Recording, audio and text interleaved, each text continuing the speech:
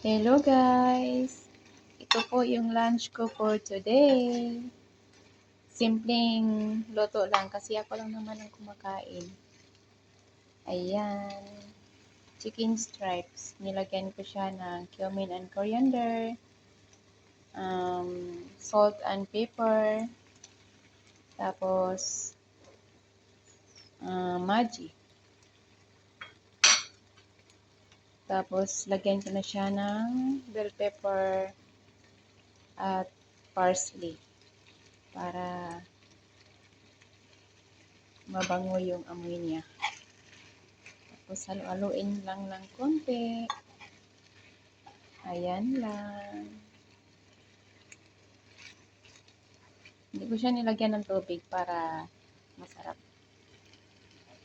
Ayan guys.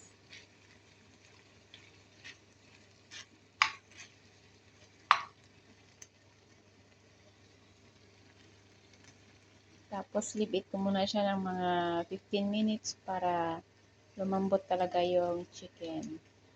Yan lang guys. Bye bye. Thank you for watching.